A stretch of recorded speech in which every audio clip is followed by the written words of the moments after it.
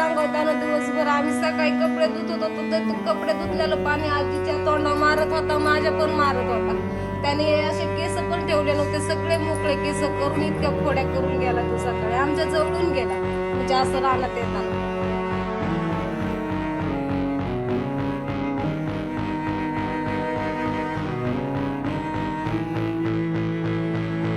आमच्या हातातून निसटून पडला तो.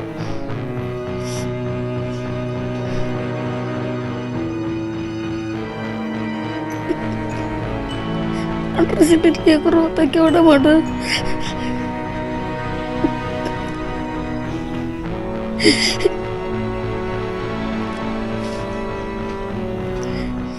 रानात गेलो होतो तर आम्ही अचानक पाणी वाढल्यामुळं कसं गेलं ते कळलंच नाही.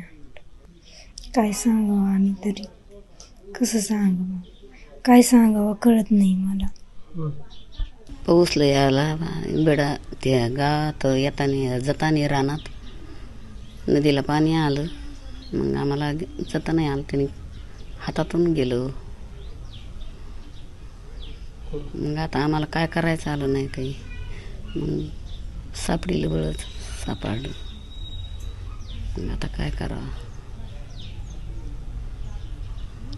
रविवार होता, सुट्टी होती शाळाला, म्हणून नेलं तर रानात त्याला. घेताना तसं झालं, निष्ठाला हातातलं गेलं. लई पाणी आलं, पाण्यात पाणी, पाऊस झाल्यावर आमच्या गावाला लई पाऊस होता.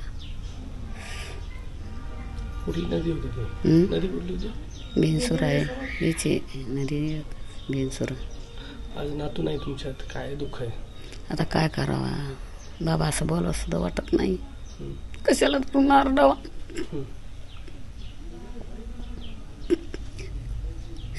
रेसिपीतली एक होतं केवढं मोठं.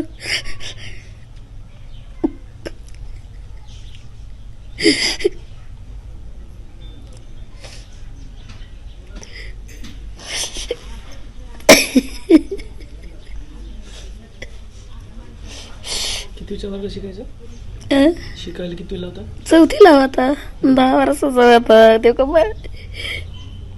काय करावं. तुमचा नातू होता, कसं तुम्ही लहान असताना खेळवलं होतं? काय लहानपणीपासून सांभाळले आम्हाला.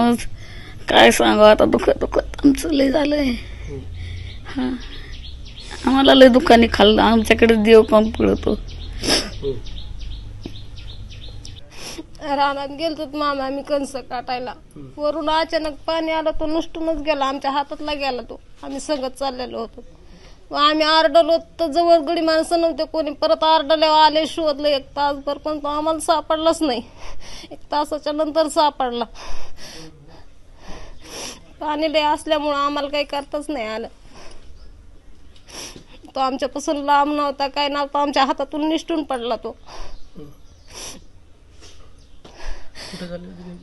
आम्ही रानात ते बाजरीचे कणस काटायला रानात चाललो होतो तर. हा,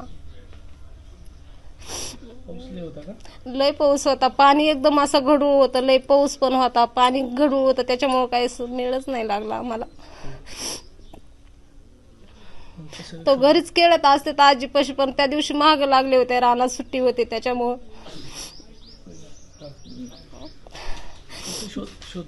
लय शोधलं, 1 तासभर शोधत होते, 100 माणसं शोधत होते, पण तो सापडलाच नाही लवकर. अधिकारी प्रशासनातले येऊन गेले काही तुमच्याकडे? अधिकारी येऊन गेले कोणी? काल आलते. कोण आलते काय? कोण? बरं, त्याचं काही बोलणं तुमच्यासोबत झालं? काय त्याला करायचं? कितवीला होता? 4थीला होता शाळेत. 10 वर्षाचा होता, 10वी चालूच होता. कसं असायचं घरात त्याचं राहणं एकदम असं, त्याला लहान मोठं माणूस कळत नव्हतं, इतका खोडीला लय गुन्हे बाळ होता आमचा. देखणं तर लयच होता.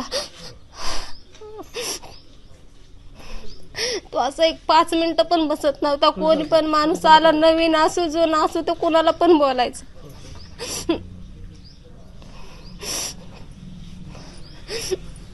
लेकरू तर येणार नाही, पण काय आता तुमच्या मागण्या असणार? आम्हाला काय बागा वाटत नाही, तुमच्या ह्यानीच बघा, पण आमचं बाळ छान होता.